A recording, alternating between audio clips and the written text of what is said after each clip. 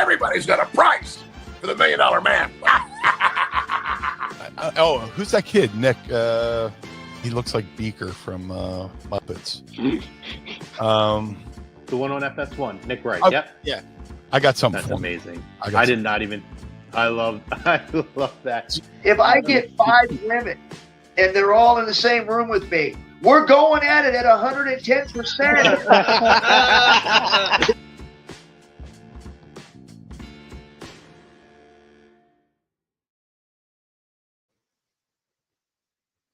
What's going on, everybody? It's the Lazy Booking Podcast, live here Tuesday night on A2D Radio.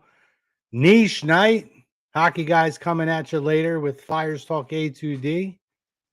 But as always, I'm Chrome, joined by my guest, my co-host every week. I guess my left arm to my right arm. This guy right here, Mr. Eric Archer. What's up, brother? What's up, man? Dude, this daylight savings is wild.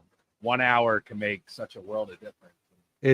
I still haven't recovered. It's wild, but good to be here.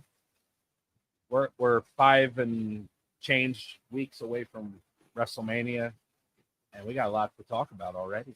Hey man, I'm loving it. We have daylight until like after 7 o'clock, which is awesome. Which by the time we're done, it'll be over. But we got some daylight. It's a good time. Very excited about that.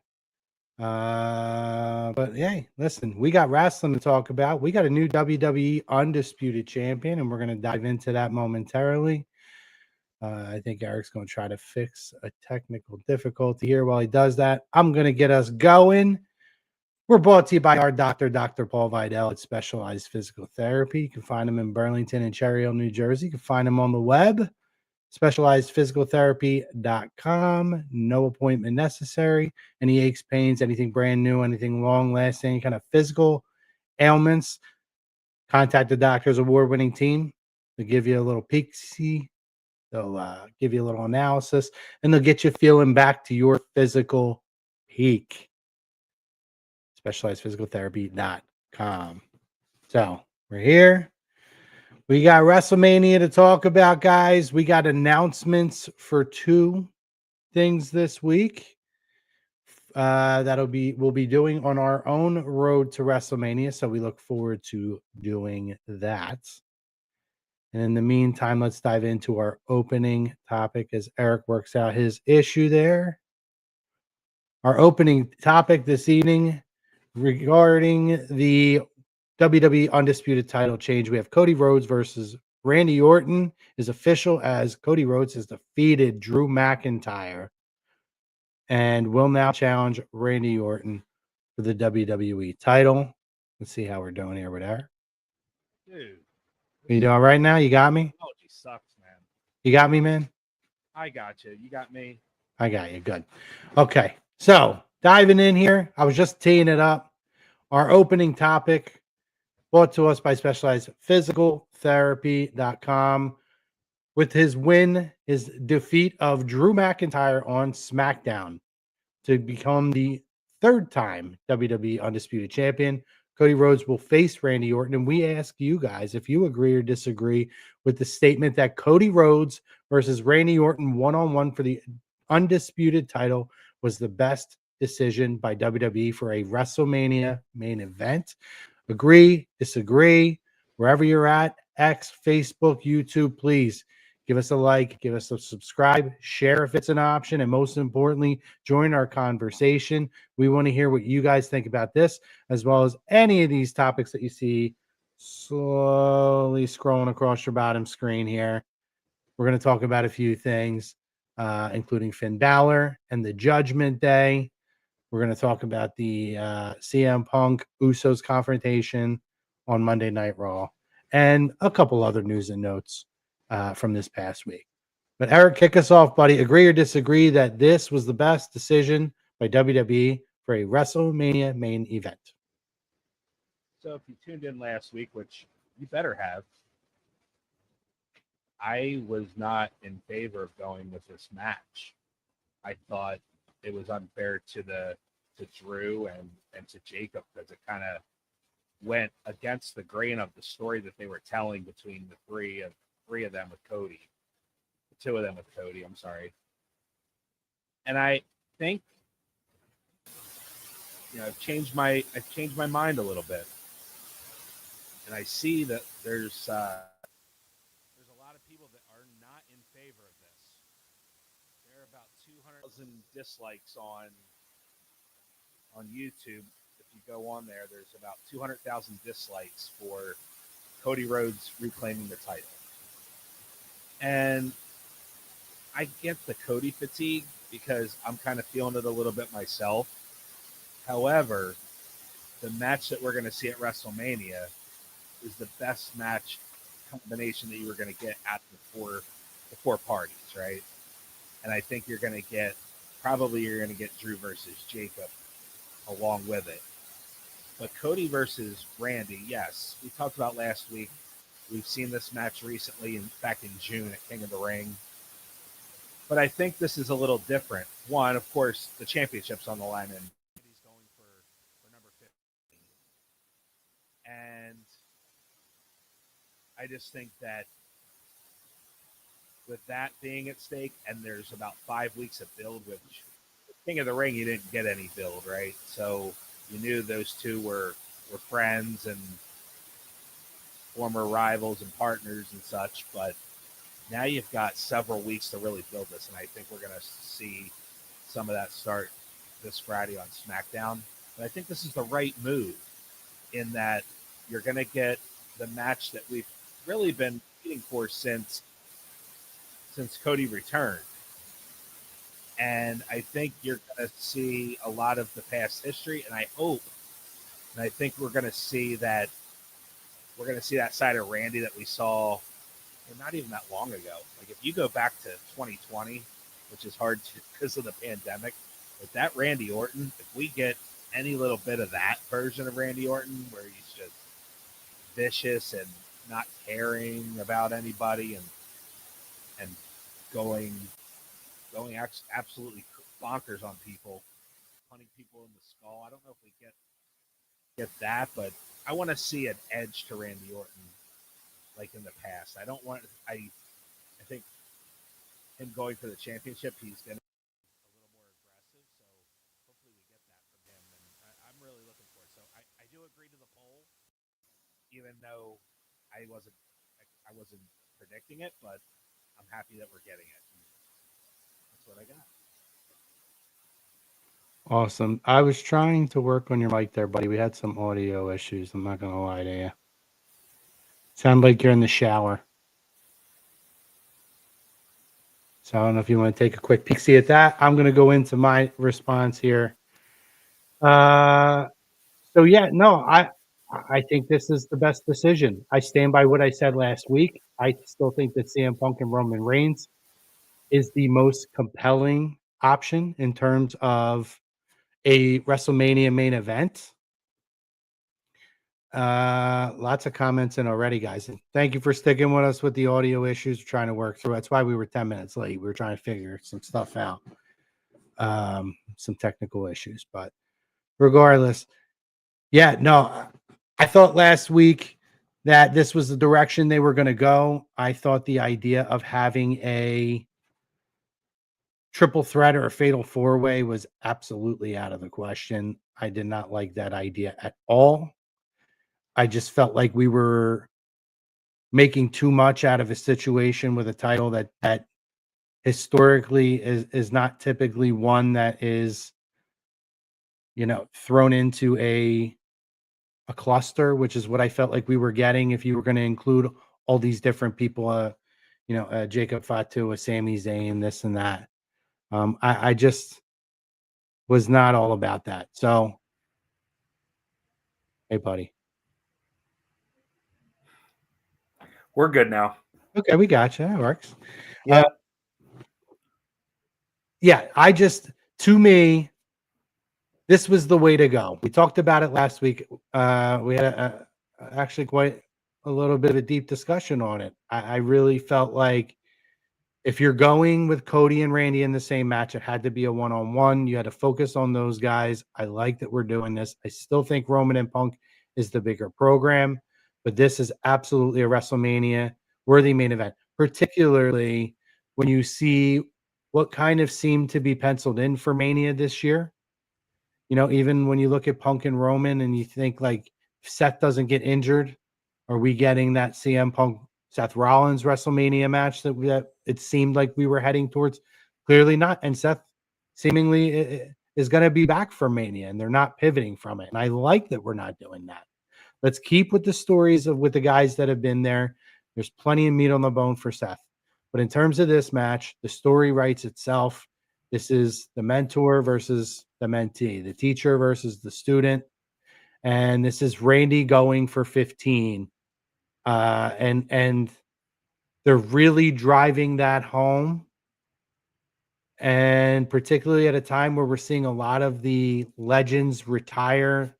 We're seeing the AJ Styles. We're seeing obviously Goldberg. You see John Cena step away, and they've really kind of gotten back into the title counting thing. They're really pushing Randy going for 15. He's pushing going for 15. Even before Elimination Chamber, if you watched him on Pat McAfee, he talked about wanting to get to 15 and 16. He himself said, I don't think anybody anytime soon is getting 17. But yeah, I mean, and he's the type of guy, I think, to have this match against Cody, particularly, it would be something special. So yeah, no, I think this is absolutely a main event worthy match for WrestleMania. I think it's better than anything we would have had with Drew. No knock to Drew, but it's that whole debate, Eric, we've been having for weeks and weeks and weeks about being deserving in a spot, and whether you love Cody or not, he is QB1. He's selling a hell of a lot of merch. He is the face of the company. I love him. I'm all for it.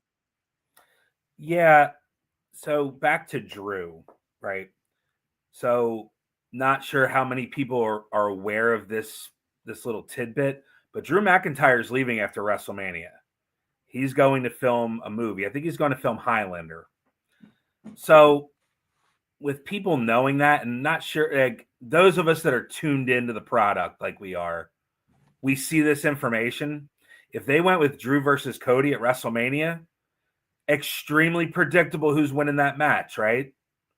Mm-hmm. So I think it's smart for WWE to understand that there are smart fans out there that are checking the blogs and checking and watching our show, of course, and understand this little tidbit. So I think with that, it was a smart strategic move by WWE to put a match together where you really don't know who's going to win, right? Yes, they are leaning towards Randy and his 15th, but that doesn't mean he's going to win his 15th at WrestleMania. Look at last year. Cody Rhodes gave John Cena his 17th. Could he do it again? It's possible, but at the same time, we don't know exactly what's going to happen. So I think them putting this match together was very smart, and that you really can't predict the winner. So with that, and one more little tidbit that I would say, and I know Cody's selling a lot of merchandise right now, and he's QB1, but I hope WWE is prepared for what they're going to get in Las Vegas with this crowd. We saw it last year. They booed the hell out of Cody Rhodes, and understandably so. They love John Cena, but I think we're starting to see that with Randy Orton as well. I don't think a heel turn for Randy Orton is going to work at this point of his career. I think we've talked about this on the show before. Randy's at that point in his career where the fans admire him and respect him no matter what he does. So at WrestleMania, if they decide to turn Randy heel, I don't think it's going to work in front of that Las Vegas crowd. I think they're going to cheer him. So I think WWE needs to be prepared for that. And I know they say, "Oh, we don't care what they're doing." And then this whole analogy, I know you've heard this on the broadcast recently, Chrome, where they refer to a crowd when Cody is getting booed as an away team. Every arena is a neutral stadium or arena. So don't give me that home team, away team stuff. I don't like that at all. I get they want to justify it. It just shows that they do not want to turn Cody Rhodes heel. They do not. And they're going to get this. They're going to get a raucous crowd in Las Vegas. They're going to bill him even worse than last year because now people have that Cody fatigue where they're tired of him as champion. So get ready, buckle up. It's going to be fun. It's going to be a great match, and I'm really excited for it. Yeah, see, I don't have Cody fatigue. I understand that's a thing. Fans get tired of everybody. It's a build them up to knock them down. Right. Cody spent his entire career on the bottom, fighting from the bottom. Had to start another company. I know. To get back to where he is now. And now we're like, he doesn't deserve the opportunity to stay at the top of the card for 5 or 6 years. Chrome, I guarantee, real quick, I guarantee you the ones that are Cody fatigued were the same ones that were asking for Cody to finish the story at WrestleMania. And 100%. now, oh, I'm tired of it. I want, like, stop. Cody is QB1. He's not going anywhere. If you don't like it, then I suggest that you turn on Monday Night Raw or watch another product. Cody Rhodes isn't going anywhere for a long time. Go ahead. I'm sorry. No. I mean, listen. I mean, again, this is where we're at, right? It's the same thing of like we want everyone to go to AEW. We want these people to go to WWE. We want everybody to be at the top of the card, even though there's only so many spots that there can be. So it's just like, I feel like wrestling fans are like, and I know, we're the type that benefit from it, right? Because we have the ability to sit here and have a show for the last decade and talk about it. But we're also open-minded, as opposed to a lot of the internet wrestling community struggles with the ability to be open-minded. It is a very ADHD mentality when it comes to professional wrestling, because we can push them. And then we get what we want, and within 6 months to a year, we're done with it. We're over it. And it's I knocked Tony Khan for his mentality with bringing in talent and there's shiny new toys for 3 weeks or 3 months or to 6 months, and then you never see him again. But guess what? He kind of mirrors what today's society is. There's no time for character development. The patience is low. And I just think it's ridiculous. To me, Cody Rhodes deserves his spot. And honestly, his first couple years, he sat back. He built his story, but he never finished his story because he had to play second fiddle to Roman, who got a 5-year run or a 4-year run, who, by the way, people hated until the last 6 months of it, maybe. Oh, yeah, I remember. Like, people are like, oh, he's had it too long. He's never on TV. He's never like, and we're hearing that now. Like, he's not on TV. Like, look, going back to Cody Rhodes, I'll be the devil's advocate here and understand where people are coming from. I too don't have Cody fatigue either, but I can understand that side of it. His title reigns, there really hasn't been, and we've talked about this, there hasn't been a lot of adversity in Cody Rhodes. There hasn't been major challengers that have come along. There really hasn't been a big threat to him losing his title. I mean, John Cena may be the exception, but I mean, how many times did he fight Kevin Owens or Drew McIntyre or Logan Paul? I mean, I think where the fatigue comes from is the fact that there's really hasn't been that one challenger, and that's not on Cody. That's on the booking and creative team to come up with these ideas and strategies where Cody has adversity as a babyface. He's going to lose this title. He's got the stack decked against him. Oh, how's he going to pull this rabbit out of his hat? And I think WWE has not been as successful as they could have been in those reigns. And I think that's why you're seeing the fans kind of like, oh, we're going to get the same old Cody Rhodes reign again. He's going to face who knows who. You don't have any challengers, and I think that's where it's coming from. But I too am not. I'm not subscribed to that right now. I think, especially with this Randy Orton matchup, like this is the one that we've been waiting for. So this one is going to bring it. Yeah, we talk about bringing it the best out of Randy, but I think also this is going to bring an aggressive and a different style for Cody Rhodes as well. Yeah, and listen, I don't think this is a shoe-in that Cody Rhodes walks out as champion. So we're talking about, what do you expect from the crowd? Are they going to crowd goes home happy typically at WrestleMania. And I don't know that Cody Rhodes is going to be what they give them to send them home happy. I'm just going to put it that way. It's a great point. I think it's going to be, we're obviously going to dive into that on our own road to WrestleMania as we get closer. I think it's a tremendous story.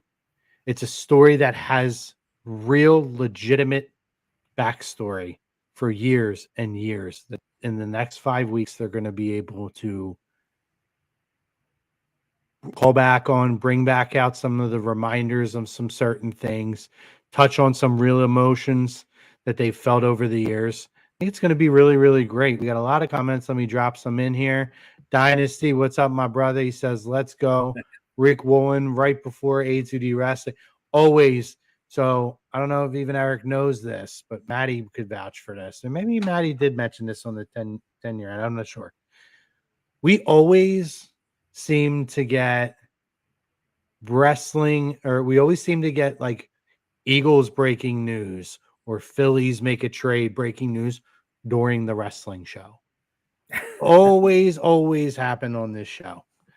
So, I mean, not that that's like crazy breaking news, but it's our first free agent signing, so we'll take it. But thanks for coming back, Dynasty. We got Brad in here too. Brad's got a bunch of questions in here. Thoughts on Raw?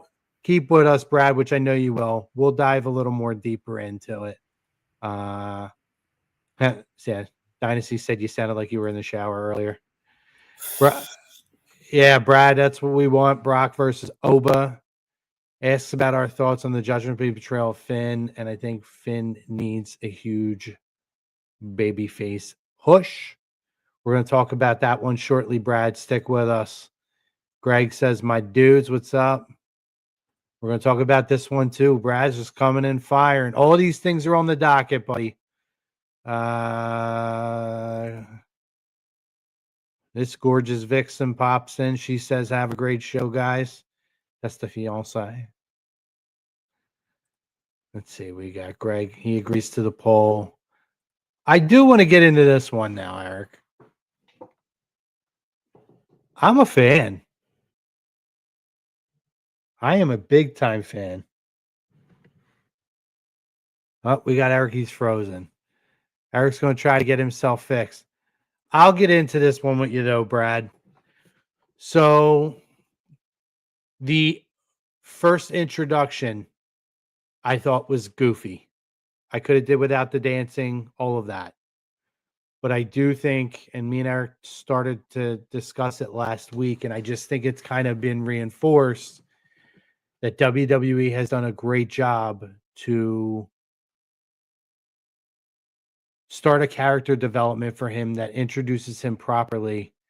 So obviously you see what we saw with the Intercontinental title last week with Penta, when Dom Mysterio and the Judgment Day are kind of making fun of him, and he puts his curse on him, right?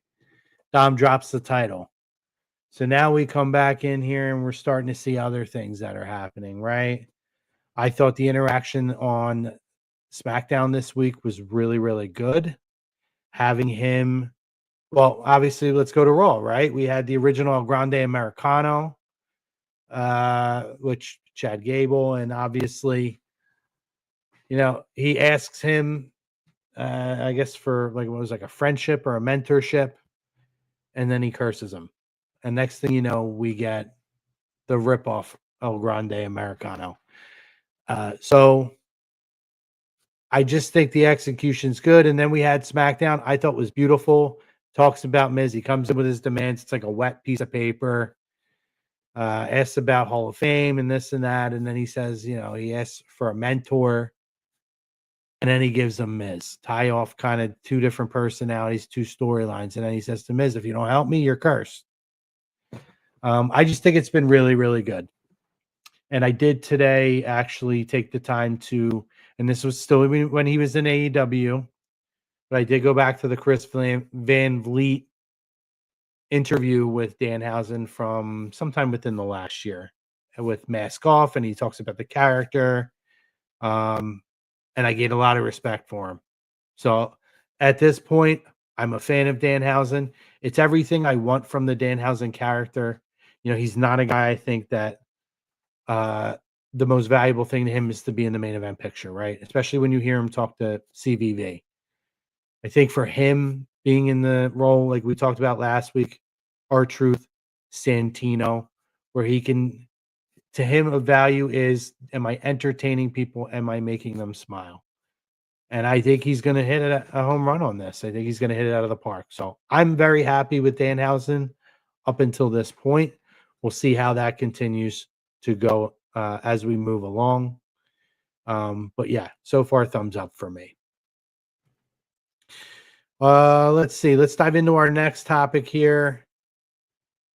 We had the conclusion to Raw last night was CM Punk in a confrontation with the Usos. So obviously we open Raw where we have multitude of masked men well, let's backtrack. We had Seth Rollins being confronted by Adam Pearce talking about, listen, Seth, I got an issue with the vision as well. I understand why you're doing this, but you are not medically cleared. I need you to get out of the ring. Let's go to my office. Let's have a conversation on how we can resolve this. So, a lot of feedback.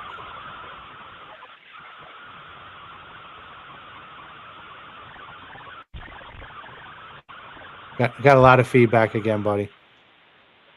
I don't have anything hooked up. Sorry, guys. I don't have anything hooked up. I have no mic hooked up. The only thing I have hooked up is my camera. Let me go out and come back in.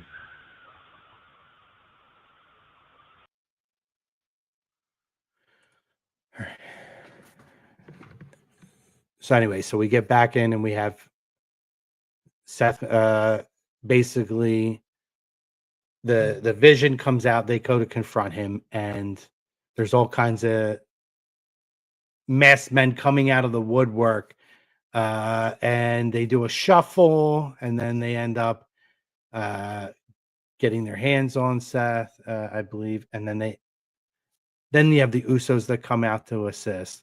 You have LA Knight comes out to assist. I'm assuming now I'm still not 100% sure on where we're going with this now. When this group. Hey, buddy. Hey. Okay, that's a little bit better. There we go. Okay. Sorry. Power went out. It's all good. That was Mother Nature. That's all good. No worries. So we're getting into the opening of Raw, how that tied into the end of Raw, right? So the Vision come out. We have everybody shuffling around, and then Seth is there. He ends up getting aid. So the Usos are exiting the ring, and they're leaving for the night, and then they say, you know what? We have something to say to CM Punk. So they're gone. They come back end of show. And Punk comes out and he starts to get into the conversation about Raw and Roman again not showing up. Usos come out, they confront him. And in that confrontation, they ask for an apology, to which Punk basically apologizes for everything but that. I want to get your thoughts on this, Eric, because I actually thought this really made Punk look good. And he made very valid points. And this also concerns me now. Because are we going to get the Usos involved in this match at WrestleMania? You know, I thought about that, but if you remember last week's promo, Roman and Punk. Punk had said that you can't do it on your own. So maybe this is kind of Roman's test to see if he can do it alone. So maybe this is just kind of I would just say it may be just background noise until we get to the match at WrestleMania. Maybe Roman's like, I got to do this on my own. I don't need your help, maybe.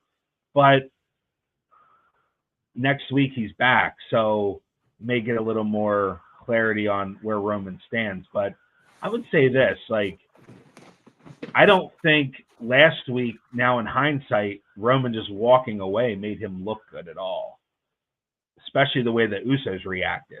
The Usos were like, I want an apology, and then they Jimmy took a swing and hit Punk in the head. So Roman just walking away, it kind of, if you look back at WrestleMania 40 and the press conference where all Cody did was talk about the family, and you saw the uproar with Roman and The Rock, and Rock slapping the taste out of Cody's mouth. I mean, that's the kind of stuff that you would expected from Roman. Roman just like walked away. So maybe we see a little more aggressiveness next week, but I think in hindsight, Roman just walking off, it's not typically what they do in those situations. And I would say with Punk, I mean, you hit it right on the head. Punk validated everything. He didn't say anything. There was nothing that he said that wasn't the truth. Roman used Jay and Jimmy and Paul and Solo and used them all the way, not only to get to the championship, but to keep the championship for as long as he did. So everything that he did, everything that Punk said was complete truth. But I just think that, Jimmy and Jay reacted the way that Roman should have reacted. You talk about my dad being dead, you're going to be hitting the floor. He just walked off. Agreed. But again, Punk saying, why do I need to apologize? But it's okay for your cousin Roman to talk about Cody Rhodes' dad and disrespect him and his legacy. Why is that okay and I have to be held accountable, but he did 4 years of that and had no accountability? Again, it's a fair point. I don't know if they're trying to sway the crowd a little bit. Are we getting back to a heel Roman on the horizon here? I don't know. But I thought it was a strong enough ending. I don't know that this lived up to the first couple of promo exchanges, but again, Roman's not involved here. They're finding ways to fill the space a little bit, right? So thought it was a strong ending. Yeah. And I think, it tees us up for what are we going to get from Roman now sitting on this for 2 weeks and stewing on, his displeasure. Yeah. And I think next week we're going to see interaction with the Usos. I would imagine, like you said, I don't know if they're going to be involved, but I don't think we're going back to the Bloodline, but at the same time, there's really nothing that the Usos are doing right now. So, dude, I'm snake bitten tonight, man. I don't even it's wild. But I would say that the Usos' involvement is good, that it gives another layer in the story. And I would say, I think that Roman's going to eventually say, like, hey, guys, I appreciate it, but I got to do this on my own this time and then go from there. But we'll see. Yeah. I mean, Billy, you ain't wrong. You ain't wrong. Joey says, has anyone seen Tyler Bate and Pete Dunne lately? Under mask. I hear they might be they might be training down there in AAA every now and then. I don't know. Aren't they the Grande Americanos guys? They are. He was making a Yeah. joke, and I was joking back. Oh, my bad. Yeah, way over my head. Roman. Maybe I shouldn't have technical difficulties. Maybe I get it. You're good. Joey says Roman coming out with a Larry diss. I mean, poor Larry.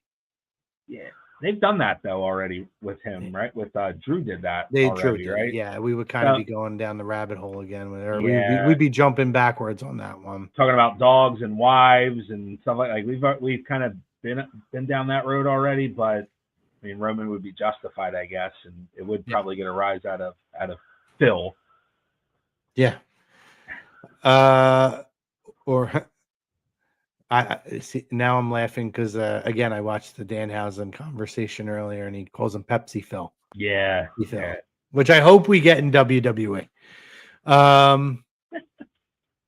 Moving on, other big event that happened on Monday Night Raw was we finally got the official ousting of of Finn Balor after a confrontation with Dom Mysterio from the Judgment Day.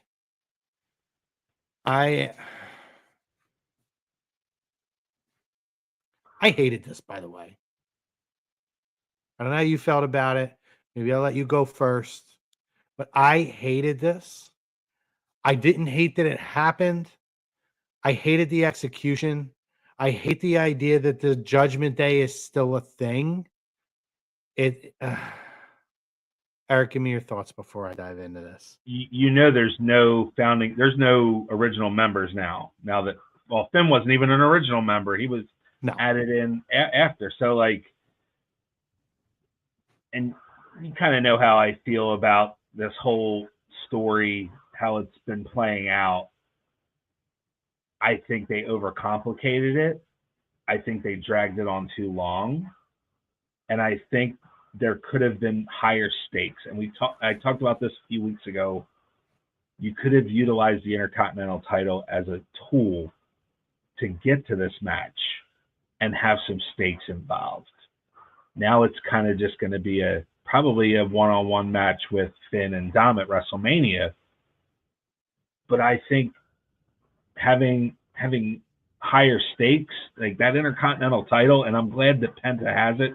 And what I hope they don't do is we don't get the one-on-one match and they're both put in a match with Penta for the Intercontinental title just to get the title defense at WrestleMania. But I'm with you. I wasn't a big fan of it because you kind of saw it coming, and I didn't see the JD thing coming as much, but the writing was kind of on the wall that Finn's days in the Judgment Day were numbered. But I really don't like how we got there. I think it could have been done so much better. I think it could have been better executed and done sooner, and we could have had. I said my match would have been Dom vacates the Intercontinental title when he was injured. Finn wins a tournament or a battle royal. Dom still has his belt. Finn has his belt. Then you turn on Finn, and you have champion versus champion at WrestleMania, and you can do a ladder match. That would have been my booking, but I'm just a co-host on Lazy Booking. Not that that's a bad thing, but I think my booking would have been better. But I just think, yeah, I'm with you. The execution just wasn't good. I didn't like it. So I agree with you. Obviously, we've talked about it for weeks. We've talked about your theory and credited you in terms of repeating WrestleMania 10, essentially. Yeah. The week you were out when it was me and Billy. I don't dislike now that this is not for the Intercontinental title. I don't think it needs it. B, oddly enough, I wouldn't mind if somehow the AAA title becomes a thing and gets defended at WrestleMania. And maybe that's a way that we kind of start easing Finn into title success again. And it's something different. It's a title he's never worn before. So I'm not completely opposed to how that part has gone. Everything you said, this is going on entirely too long. I have enjoyed the character reset for Finn Balor over the last couple of weeks. However, the fact that the Judgment Day is still a thing after this, I would rather them have found a way to have this happen and the group disband as a whole. I think having JD turn on Finn is ridiculous. It makes no sense in the story. JD was in it. He was hurt for the majority of the time he was in it. When he was in it, he was bought in by Finn, and he was a tag team champion with Finn. Other than that, there's no, like, the allegiance to Dom makes no sense. I also think that the Judgment Day is no longer a male group. It hasn't been for so long. It has become about Liv and Raquel and Roxanne, who was she even out there? I don't even remember if I saw her. She's out. She's out right now. She had something on her back, like a mass of some sort that was removed recently. So she's been out of action for a few weeks. But you're spot on.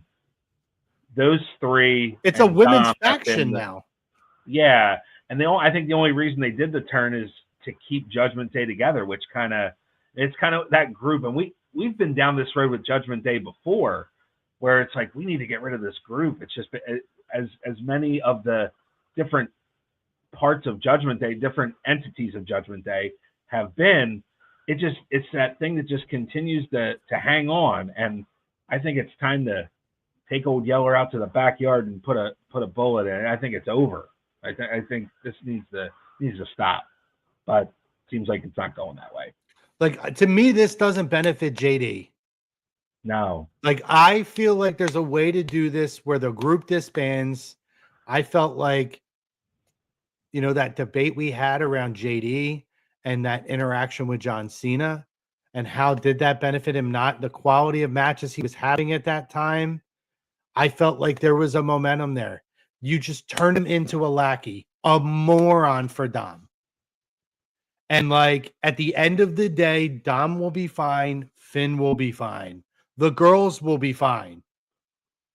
JD is somebody that deserves a better opportunity than what this has become. It was silly. It was stupid. And I hated it. I hated that they did that with, and again, with Finn, I think the end will justify the means for his character, and I'm fine with. But this was just, it was silly. Made no sense. No sense at all. And they waited entirely too long. So, Brad, there's your answer. What do we think of the Finn heel turn? And by the way, if you guys are out there, get on there. Get on Facebook. Get on YouTube. Get on the X. And drop in your comments. We want to know what your replies, your feelings, your responses are to all of this. Arch's Wi-Fi sucks.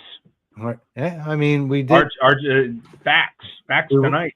We were told it sounds like you're in the shower, so. I got to multitask, guys. Sorry. It's a long day. All right? That's true.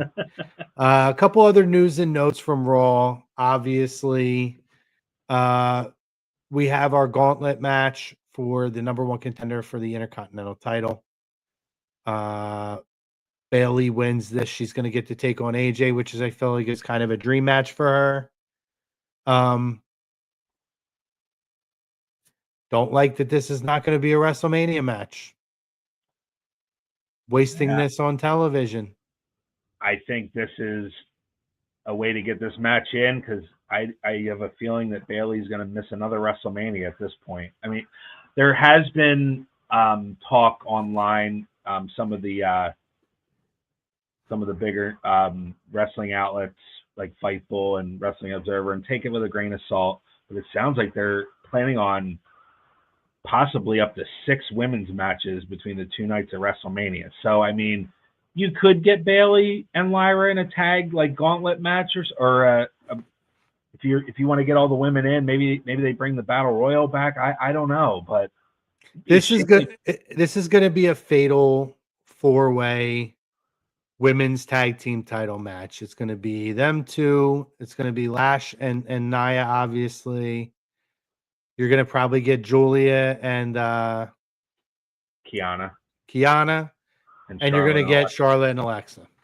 That's I think you might get Asuka and Kyrie one-on-one. You could. We have enough time to get there, and I feel like we're getting to that point. I'm just kind of spitfire some of the matches we could see. I mean, they keep dragging this Maxine Natty story going, and Maxine attacked her again last night. So I don't know if we see that or not, or if that's just going to be a Raw match to end that story. But I miss pre-show matches. I would be fine if that was a pre-show match. You know what I mean? Yeah. Like, I miss pre-show matches. Yeah. I've been kind of disappointed at this whole Natty thing. It's kind of it lost its footing before it even got started. No, and it should be better, because if you followed any semblance of what this particular version of Natty has been on the independents, when she's worked with companies like NWA and Bloodsport and all that, it has been tremendous. And this is stupid. It is not. And it started good with the social media exchanges. Yep. We talked about the image that she put out of her basically like a guy standing up and peeing on her own, Natalia's superstar grave. Like, it started like fire for me, and it's been not very good since then. Does Raquel cost Liv the match at Mania? I don't know how I feel about that yet, Joey. I'm gonna wait and see, for me personally, because I would like to see Stephanie Vaquer continue to move forward, and maybe this be we always talk about signature wins, an opportunity to get a signature win against technically the woman who held the title before her. So you can't say, well, you're holding the title that I never lost. Well, I beat you. That I would like to see. I don't think Liv needs it, but my gut, and I'm not opposed to this either, tells me that Liv is going to get the title and have a monster 2026. So I don't know where I'm at yet. Yeah, I would pencil Raquel in for Money in the Bank right now. I think if Liv wins the title, then Raquel wins Money in the Bank, and then it's all right. She's got to choose between Liv and whoever the WWE champion is on SmackDown, and then you have a story right there where she could cash in on Liv or the other person, and you could ride that out for as long as you want. Yeah. But I think I'm with you where right now I think we're going to see Liv probably take the title from Stephanie. But I hope that doesn't mean that it doesn't like kind of stunt Stephanie's growth. I think we're finally starting to see her come out of her shell a little bit. I mean, the language barrier stuff is tough, right? And we've seen it with Julia, and it's kind of like where they're having trouble finding their footing. And I think, of course, Stephanie, I think, has the benefit of being over because of her that one move from NXT that Booker T loves. I think that's where it started for her, and now you see her promo last night. She's speaking better English, I think, now too, where she's starting to get more comfortable in her skin. So I think her winning at WrestleMania would benefit her a lot more than Liv. I agree with you, but I'm with you. I think Liv is destined to have a monster year, and it starts at WrestleMania, and then you could go with the Raquel story from there. Yeah, agreed on all parts of that. But yeah, I mean, the obvious answer is we're getting AJ and Becky at WrestleMania. I don't want to see it again. No, but that's where we're going with that. And it's a shame for Bayley, because I feel like Bayley deserves better. Agreed. My gut's telling me that Bayley is not going to be somebody that re-signs with WWE when our contract is up. No, I agree. Which is a shame. Yeah, definitely. Let's see. What else did we want to talk about from Raw? Something else I hated. I have to bring it up. They're doing this dumbass thing with Johnny Gargano being depressed and laying down. Yeah. We finally and I knew it was coming. When he said, let's go to the ring, I knew it was coming. Yep. So we get this thing. I guess we're teasing Motor City Machine Guns are breaking up now. Maybe, I didn't even know they were still in the Raw. I guess that's another one that's just been like, what are we doing? Yeah. We have them. So essentially, and I'm going to start going down all these different paths because as I say one thing, another thing comes to mind. Let's start here. We get a tag team gauntlet match. Now, is this at WrestleMania? Is this a title shot at WrestleMania or is this next week? I want to say it's next week. Priest and Truth win this match. I could be wrong, but I believe it's next week. Yeah, so anybody will correct me. Go for it. Yeah, Priest and Truth, they win this match. First of all, seeing what's his name? Seeing Garza and Humberto. What I don't know how to say his name anymore. Forget Humberto. Seeing those two reminded me, what the hell ever happened to Santos Escobar? Is he hurt? Yeah, he was gone, then they re-signed him, and then didn't he show up at AAA? Was that maybe? I don't remember. But he's in the witness protection program for sure. I don't get it.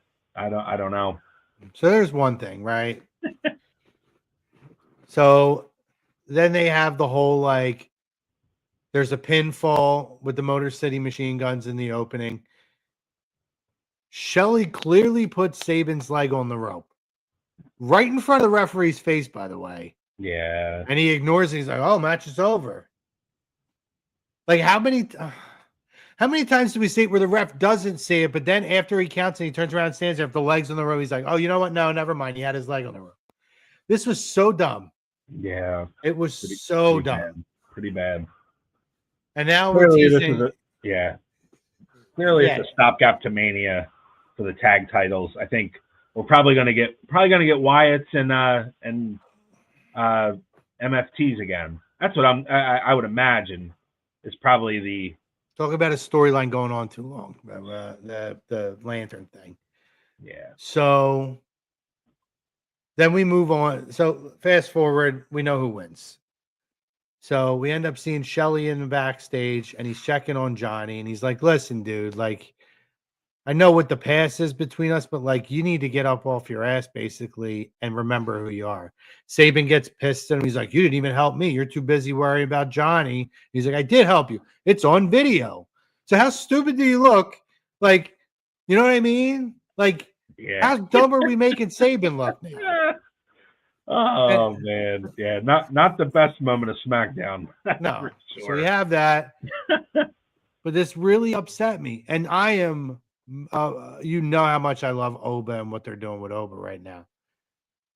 But they get Gargano up, and he's like, "You're right. I'm going to remind everybody I'm Johnny Wrestling." Then as soon as he says I'm going to the ring, I'm like, "Oh fuck, they're going to feed him to Oba." And then he goes right back to being how he is. This is terrible. Who's writing? So you can't blame Road Dogg. No, it ain't Road Dogg. We know it's not Road the Road Dogg Dogg anymore. Do. But I'll say the one thing on SmackDown. Now we're bringing up SmackDown. I'm seeing a lot of criticism of the Jade Rhea promo. They're talking about my body's better than yours and the sculpture and stuff. It's like, we got 5 weeks till WrestleMania, guys. Got to start somewhere. And I don't think it was that bad. I mean, was it the greatest promo ever? No, but you got to start somewhere. And I think, they wanted to avoid what happened, the chatter online between the two. And I think that aside, they were trying to kind of ease the tension a little bit between the two. And I think, they were successful in that, but we've got several weeks until we get, further down. We'll probably get some physicality in between, but I don't think it was that bad. I think it served its purpose. It started, the feud, and it'll continue. Yeah. I think the intention was to create an impression of a mutual respect, which clearly the social media exchange kind of debunks a little bit. Yeah. But I didn't have an issue with that in terms of, listen, character-wise, we have to tell a story. And the reality is people looked at their physical builds when Jade got signed and said, that's a match that's going to be awesome when you look at how those two ladies stack up against each other. So I didn't hate it. It's not my favorite thing I've seen. It's not the worst I've seen, but it wasn't definitely the best I've seen. Right. No, I'm with you. I think we'll see where this goes. As much of a fan as I am of Jade, I'm a little worried we're seeing some more limitations that we might need to take another step back on her. But we'll see what happens with that. Yeah, I didn't think it was the worst, but it wasn't the best. 3 hours of SmackDown is tough. It is, but the commercial stuff on Raw, I think, makes it feel like it's 6 hours watching Raw. When you're watching it live, it's unwatchable because they go to commercial like 4 or 5 times in the first hour. It just feels like, and how many times I got to see a Slim Jim or a Cricket Wireless or a Papa John's commercial? Like, it's like, I don't want your pizza. I don't need a phone. Just give me some wrestling, please. Yeah. Joey says, I think the ruler accepts Brock's challenge. So we know Brock's coming back this week. Yep. This is what should happen, but now I'm getting concerned it's going to be Seth Rollins. Yeah, I said this last week. I know you did. We didn't see Heyman. I'm starting to come around on it. Like, Logan Paul seems to be kind of mixed into that Austin Theory kind of just not a goon, but just a goofball, where it's like they're going after these mask guys and looking silly. Mm-hmm. And I don't think Paul Heyman's going to turn to either one of them at this point. So I think, I mean, unless they said Braun Breaker is in the shadow and they're clamoring to any hope that he's able to go, but I doubt it. But I think it could be Brock. But then what do you do with Oba? Because this is an opportunity to showcase him at WrestleMania. You got 2 nights. You got to put Oba on the card somewhere.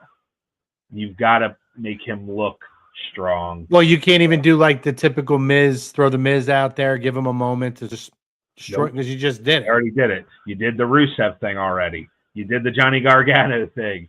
So you're running out of talent.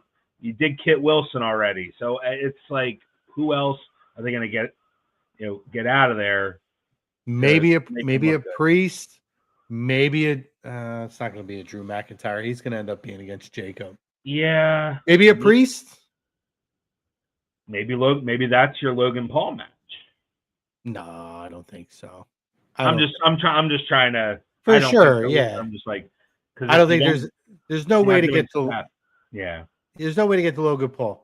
But if you want to put 2 big guys, a former world champion against Oba in a featured match at WrestleMania, and then really kickstart him after that, storyline wise, I think you could do that you could accomplish that with Damian Priest. Speaking of Logan Paul, I don't know if you heard the story about him wanting to box.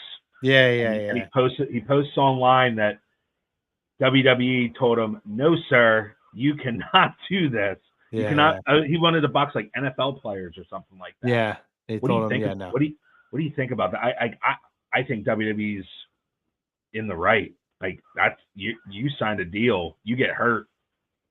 Yeah, listen, he's making a lot of money. No good to us. Like, no knock to like Matt Cardona and those. Like, he's not making Cardona money. He was brought in because he's a celebrity, and so he's making celebrity money. And the fact that he performs at the level he does too gives him more stroke at the negotiation table. So absolutely not. If I'm paying you this money and I'm featuring you and and this and that, and we're supporting all of your personal projects, letting you put your Prime bottles up ringside and in the corners, then absolutely not. You're not stepping in the ring. Nope. Unless it's our ring.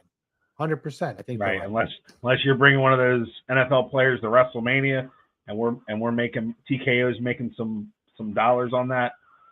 And nope, no sir. See you on Monday in Seattle. Absolutely. Anything else before our announcements, Eric? No, I think we're starting to see the pieces come together for Mania. I like where the two main events are right now. I'm just curious on how they're going to fill out the rest of this card. Got 5 weeks, so we're starting to see. We see the title matches now, the main title matches announced, but I'm really curious to see how they're going to fill this card out. I think they'll be fine. Oh yeah. No, yeah. I don't think there's going to be an issue of filling the card, but I'm just seeing where those chess pieces fall. Yeah. Talk about Brock. Who's Brock wrestling? Who's Oba wrestling? Who's what women are going to be featured? Who's Gunther facing? Like, there's a lot of questions that have yet to be answered as far as where they are for WrestleMania. And I mean, we're 5 weeks away. We've got some time, but I would imagine over the next several weeks, you want to build this card so that people are like, all right, you still got some seats in Vegas that haven't been sold yet. So yeah, I'm sure they probably want to get as many matches on the card as possible so that people are like, you know what, I may have to go out to Vegas, and go stay at the Bellagio and then go to WrestleMania. Cool. All right. But we'll see. I'll be at home. I'll be here watching, and that's where we're at. So, but yeah, I'm curious to see how we're gonna fill this out. Hey, you like my shirt, by the way? This is my COVID WrestleMania shirt. WrestleMania in your house. That's awesome. Yeah. That's awesome. I got the pirate Disney cruise gimmick on tonight. Love it. I tried to be a pirate. Can't go wrong with it. I was like Paul Burchill. I was gonna say Paul Burchill. Yeah. Nope, didn't work. Didn't work for him, and it didn't work for me. This is one of my favorite gem WWE shirts. I thought was like probably one of their most creative ideas of during COVID when they came out with WrestleMania merch. You're probably not seeing a lot of those shirts either. It's probably got a collector's item there. Oh, 100%. Let me see. We got a comment in here. Joey says, I hear the ticket sales maybe are way behind. They were doing it. Was it 3 for 4 or 4 for 3?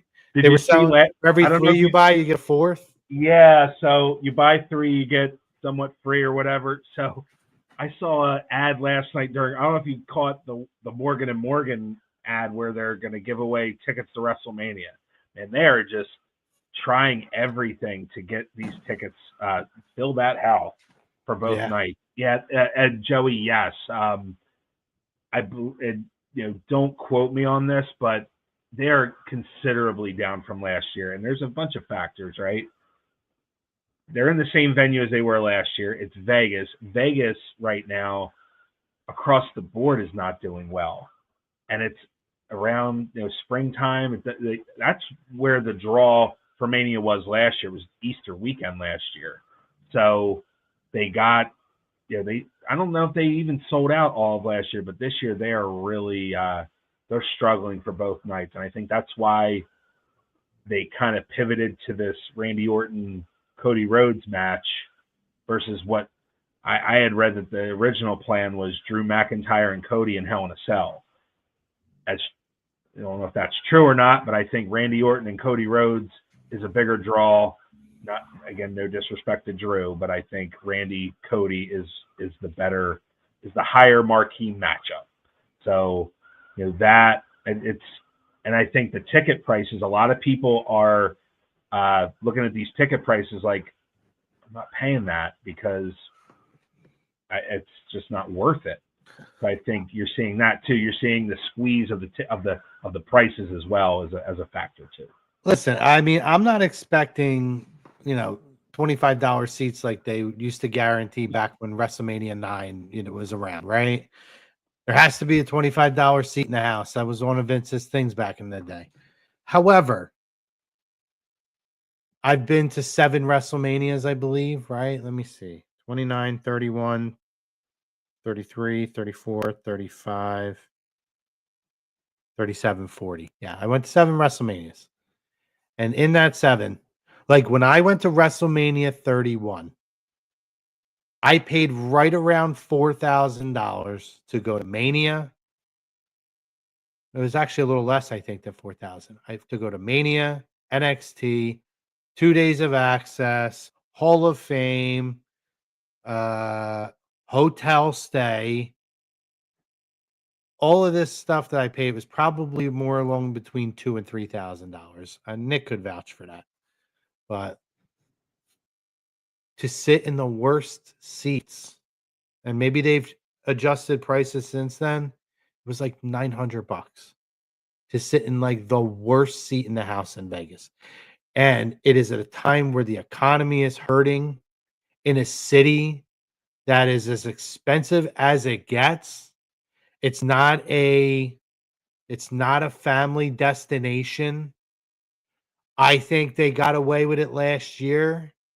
I think Vegas tried to jump the shark and double dip a little. I got a little too excited about last year, and even last year wasn't the peak draw that they normally would have, but they made it work. They got people to pay the prices. Like those people in Vegas who paid for it last year that lived there were probably like, I seen it. I don't need to go back again for that same price. You don't have John Cena this year either. You Don't had have that John last Cena. year as a That's a your chance draw. for him to break Flair's record, and he did. So with that, and I think that's again why they pivoted to the Randy Cody match versus the match with Drew. So I think the main events are strong for both nights. It's just a matter of, like I said, filling out that card.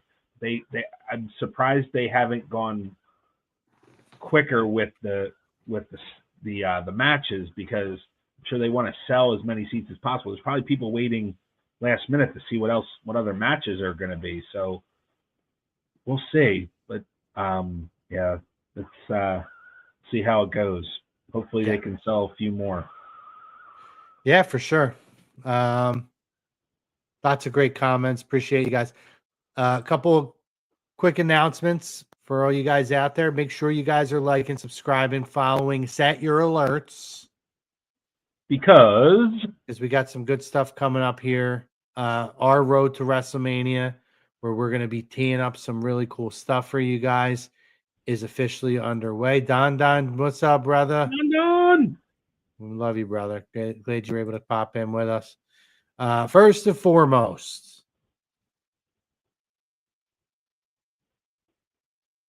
there we go. Let me get rid of this ticker real quick so you can see that bottom bar. Join us on March 28th on the Lazy Booking Podcast TV YouTube page. As promised, we are doing our WrestleMania 8 watch party. So tentatively 12 p.m. If we have to shift that, we will. We got a couple weeks before we, put out our final promo. But just to give you guys a heads up, we've talked about it. It's one of our favorite WrestleManias. We're very excited. We're going to watch the entire show. So we're going to give you guys a time, tell you when to start, and you're going to watch along with us, and we're all going to watch WrestleMania 8 and react. This is a classic Mania, massive crowd in the Hoosier Dome. This is the final WrestleMania for Bobby Heenan and Gorilla Monsoon on commentary together. We have our A2D legacy interview guest, Psycho Sid Vicious, in the main event against the Hulkster, Hulkamania. Randy Savage, Ric Flair, Undertaker, Jake Roberts, Shawn Michaels, and that chump Tito Santana. With the flying jalapeno. So much going on. It's a fun Mania. Commentary is gold. So please make sure you guys come in, join us March 28th. It's a Saturday, 12 p.m. Eastern Standard Time, and we'll watch some wrestling together. I'm really excited for that. Can I make the next announcement? Sure. Let me know. Yeah, you pop it up whenever you want. Well, we had this man a few months ago during John Cena's retirement, and he's coming back. That's right. The one and only Vince Russo of Russo Brand. You see him on Coach and Bro. He's coming back during the road to WrestleMania. Chrome and I will be with him live Tuesday, April 7th at 6 o'clock. We're going to talk WrestleMania. We're going to talk some JCW. We're going to talk all kinds of stuff. The last time he was on, he didn't hold back, and I'm sure he's not going to hold back this time. So do not miss it. 6 o'clock, April 7th. Chrome, myself, and Vinny Rue will be here. Don't miss it. Yeah, very excited for that one. He is. Oh, here we go. Don chiming in here. That's right. Watch party, Vince Russo. Yeah, man. And that's not it. We're working on some other stuff. Yep. As far as Russo goes, very excited to have him back. Happy that he was able to make time to come back and talk about it, because we should be pretty far in at that point. Obviously, this will be a week before our final preview show. But I'm very excited with how deep into this Mania build we'll be to talk to Vince. He's one of our favorite guests. Whether you love him or hate him, he's entertaining. He is incredibly professional, and we just love having him on. So we're excited to have Vince back on the show. I'm excited to ask him about the JCW stuff as well. I don't know if you saw Vito turned on Russo last week. Oh, okay. Yeah, he had enough. Looks like Violent J came back, and he didn't join Violent J as of yet, but I don't know where that's going. But he knocked Russo on his butt. It was pretty funny. Yeah, man. Hey, listen, it's a great show. Honestly, it really, really is a great show. So you guys should check it out. And if you want to check it out, let's pop it up for our buddy Vince. You check out JCW Lunacy on YouTube. New episodes every Thursday at 7 p.m.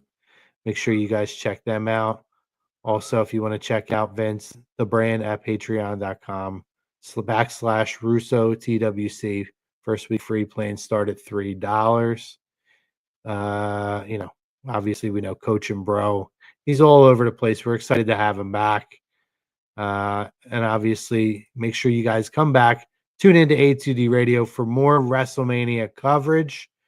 Lots that's going to be talked about over the next couple of weeks. More announcements on more special shows coming. Maybe we'll even be able to line up another guest or two. We'll see how that works out. Make sure you guys find us on our YouTube page, where we're going to be doing some of these things like the watch party. Give that a like, subscribe, and follow on our YouTube page. We're close to 100, getting close to 100. So if you haven't yet, get over there. LazyBookingPodTV.com or .com, whatever. LazyBookingPodTV. Tired today. I'm like off today. I feel a little tired. Hey, at least your electric's working. I know. And obviously for A2D Radio, for Lazy Booking Podcast, you can follow us on Instagram, and honestly find us on any of our social media platforms. A2D Radio is on Facebook. They're on YouTube. They're on X. They're on Instagram. Make sure you guys search and follow all of those pages, as well as all the Lazy Booking pages. We're on, let me see, Instagram. We have an X. We don't really use it very much.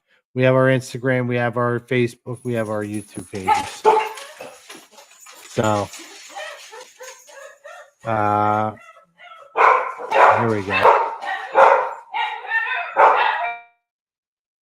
It's Matilda. It's Matilda.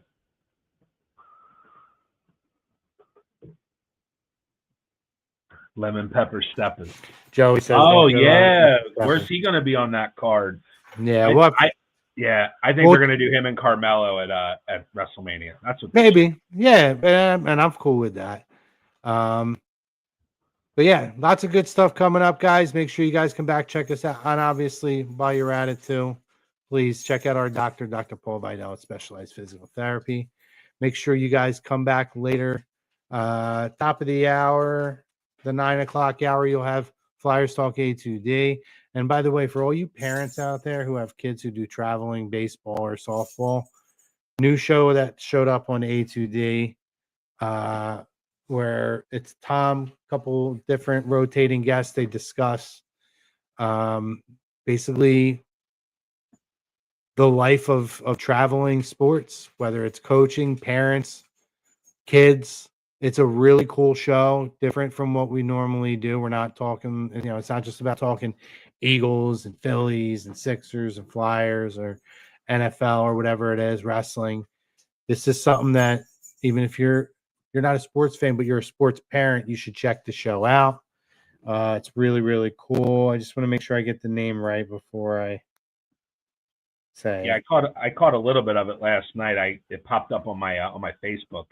Very insightful information. And no matter what side you're on, as far or maybe you're both, maybe you're a coach of a kid who's on the team or something like that. Yeah, definitely check that out. It's very insightful, and I'm excited to watch a little more of that because it's grueling at times, and there's a lot of things that you may or may not be aware of when it comes to that stuff. So definitely check it out. Yeah, it's called A2D Travel Ball Podcast. So make sure you guys look that up on all of our A2D social media pages and listen to it. Take notes. These guys have been doing it. Tom has been doing it forever professionally. It's basically what he does when he's not on here. This is his break, believe it or not. Some of the other guys, and he's going to have a bunch of different guests and stuff on there. They are all people in the industry. I listened to the first 45 minutes. It was very insightful, and I don't even have a kid. So, make sure you guys check that out. And that's it for us, buddy. Great show this week, even though we had to push through that first half hour, but we got through it. And we always have next week, right? Next week we'll bounce back. It's all as long as we kick out, Eric. It's all about kicking out. I kicked out two. Now, thanks for being patient, everybody, and apologies for the technical difficulties. Archo will fix it and be back next week, and hopefully we won't have an issue. Yeah, but but thank you for everybody listening, and excited for next week.